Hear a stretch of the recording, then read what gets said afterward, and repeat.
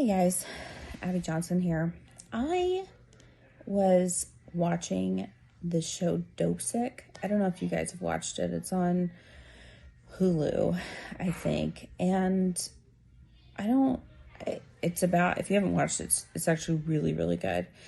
And Michael Keaton's in it. And it's about the whole OxyContin scandal with Purdue Pharma. And anyway, it's really good. And anyway, I was watching it, and they were talking about part of how they, Purdue Pharma lied a ton, and that was how they got OxyContin out in the market, and they sold it to doctors really under a false pretense and told them it was not addictive. And one of the things they did, which I found really, really interesting, I actually found it to be so incredibly similar to the abortion industry, was they created a diagnosis and they created something called breakthrough pain. Now, this wasn't a thing, right? So their sales reps were going out to these doctors and they were saying,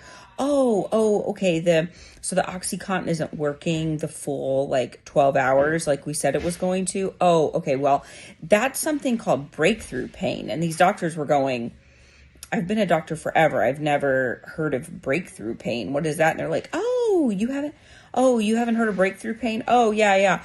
Oh, that's weird. You haven't heard of it, because that's totally a legit thing.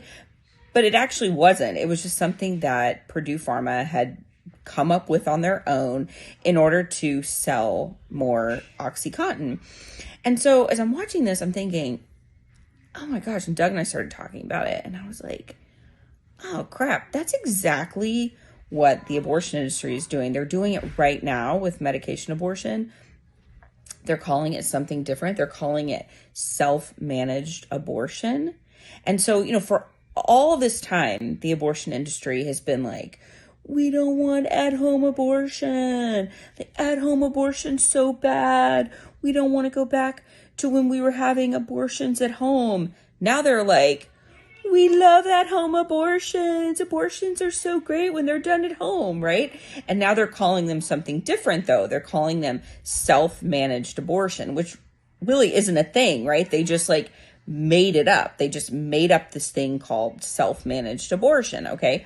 So it's really interesting. Self-managed abortion is at-home abortion. It is medication abortion.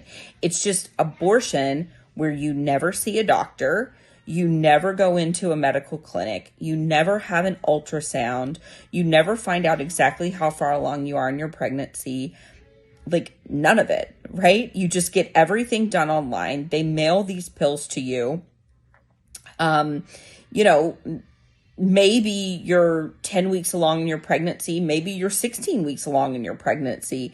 Maybe you're able to pass this baby out of your womb on your own. Maybe you're not. Right? And maybe you end up with a dead baby stuck in your womb for weeks and weeks and weeks, and you end up becoming septic and you are hospitalized, or worse, you die, right? I mean, who knows, right? Because you're not actually under medical care, because it's all being self-managed, because you never saw a doctor. You never stepped foot inside of a brick and mortar medical facility. And Planned Parenthood and these other abortion facilities, they just made it up, right? They just made it up. They just right out of the air, made up this medical term. They just made up this medical thing. But the interesting thing is that Purdue Pharma, of course, was held accountable, and they had to pay out billions and billions of dollars, and OxyContin was taken off the market, and they were actually held accountable. Right? They were held accountable for the deaths. They were held accountable for what took place. They were held accountable for what happened and the lives that they wrecked because of their drug and all this kind of stuff. The problem with medication abortion, the problem with the abortion industry is that nobody is being held accountable. And nobody seems to ever be held accountable. Lives are already being wrecked they have been wrecked for decades because of abortion, and they will be even more so because of this medication abortion scam that's taking place. These women getting pills sent to them through the postal service, right? But nobody's going to do anything about it. And women's groups claim that this is progress. The fact that more women are going to die from medication abortion, they're going to say that's progress, because they literally don't care about women. They literally only care about killing innocent human life. That's it. And they're so desperate to kill the lives of these innocent human beings in the womb, they're willing to kill the lives of their mothers. That's how you know abortion has never been about women. That's how you know it's never been about women's rights or justice or reproductive justice or anything like that. It's always been about the sacrifice of innocent children. It's always been about the sacrifice of innocent human beings.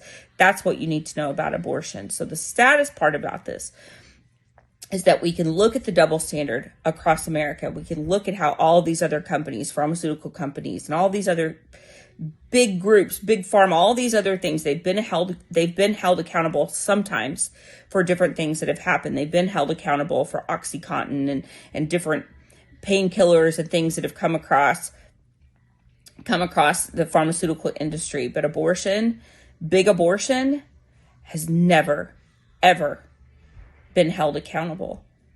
And big abortion has taken the lives of more human beings than any other scandal in big pharma or any other medical industry anywhere in the history of the world.